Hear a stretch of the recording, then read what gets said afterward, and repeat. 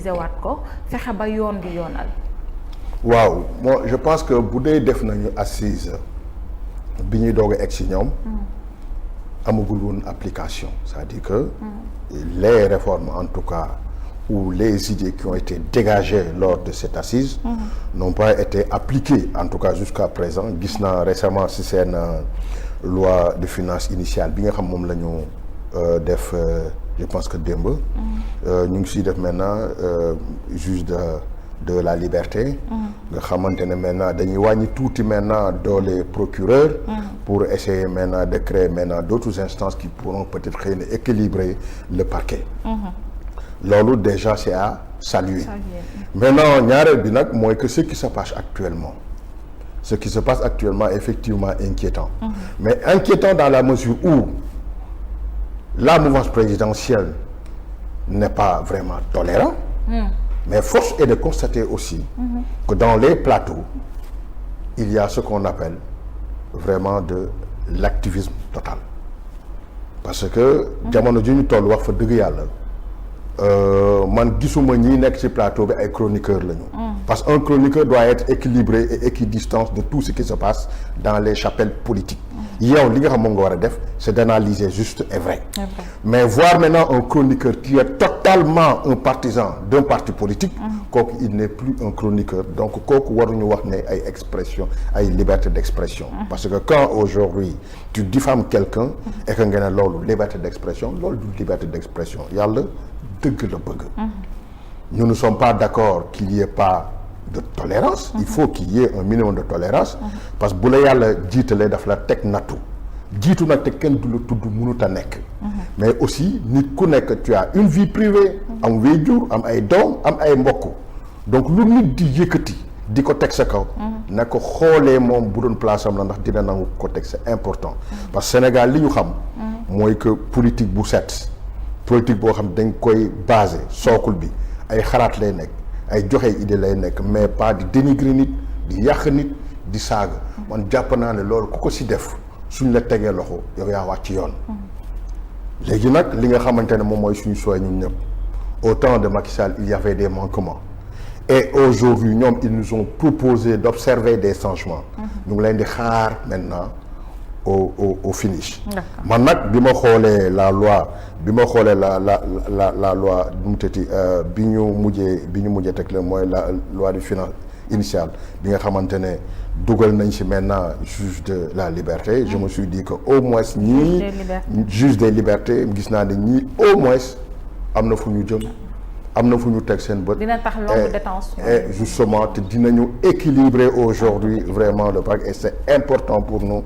parce que au moins nit ki yaa ngi koy juger ci ay intention intention boobu noonu intention bu rafet la et c'est à saluer. Très bien merci beaucoup monsieur Diop alors noo xalaatee CENTIF ak PJF parce que nag xam nga ay rapport amoon na fi ñu ni rapport yi président Macky Sall daf ci tëj coom-coom et cetera mais nag rapport yooyu daa génnaat parce que tey jii quand il s'agit peut-être ñu jox exemple Mansour Faye fonds force Covid yi ay affaire surfacturation ceeb ay ñoom Sophie Gladima marché public marché nu mu tuddati sax marché public yi respecté wuñu code des marchés ñeneen ak ñeneen ñoo xamante ni yat bi dal na seen kaw on a vu Lat Diop mbirum diffamation mbirum association de malfaiteurs corruption et cetera ba ci l'ancien ministre de la justice ak keneen koo xamante ne ba tey mbaalum corruption la mais ba léegi fii amul kenn kuñ ci àtte kuñ ci bàyyi rek dañ la wax ni la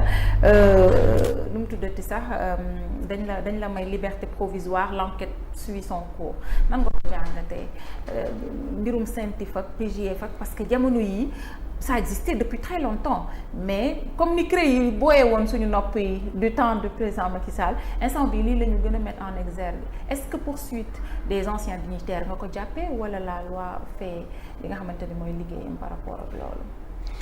bon d'abord c'est-à-dire il faut que ñu xam ne ce régime lii ñuy def ni dafa bokkoon ci seen programme ne bu ñu ñëwee lépp loo xamante ne c'était des détournements de deniers publics dinañ ko topp ba képp koo xamoon jëloon nga xaalisu Sénégal di nga ko delloo jusqu'au dernier centime. Et sur ce base les Sénégalais ont voté à hauteur de 54%. Donc ce qui veut dire que dañ leen jox cutus carte blanche. Mais nag réduction de compte ne veut pas dire vraiment chasse à la sorcière. du dëgg alors boo jëlee tey jii le cas de CENTIF. muy cellule de traitement des informations financières. ñu bëri nee nañu c'est une structure politique et cetera. Ce que les Sénégalais peut-être ne savent pas mooy que foofu ku nekkul haut fonctionnaire de l'État mënoo fa nekk. Donc il ne s'agit pas maintenant de faire un choix sur n'importe quelle personne. Donc boo nekkul kàngam dëgg. am un niveau intellectuel exceptionnel. mënoo siéger CENTIF. Et pour votre information. du loo xamante ne le président Bassirou Diomaye Faye mooy dugal directement décret. c'est à travers des ministères la ñuy proposer ay nit kooku moom mu confirmé par un décret. Ok. Donc muy aujourd'hui la banque BCEAO muy division des mooy les kii donc en tout cas dans toutes les instances que ça soit ministère des finances et cetera ku si nekk da ngay envoyer un haut cadre boo xamante ne moom la ñuy dugal CENTIF ñoom la ñuy boole pour ñu kii. Donc on me dit le président a un mandat non renouvelable de 5 ans. Et maintenant les autres membres chacun a un mandat de 3 ans renouvelable une seule fois donc foofu gisuma fi benn yoon ay nit yoo xam dañ leen mën a influencer et cetera et ñu xam ne aussi tamit ay dossiers yu bari ñu ngi leen commencé saytu depuis jamonoy Macky Sall. Et pour votre information aussi ñoom li ñu amoon ci nombre de dénonciations des dossiers il y avait 928 dossiers dénonciations 928. Après traitement, ils ont transmis 46 dossiers au procureur. 46.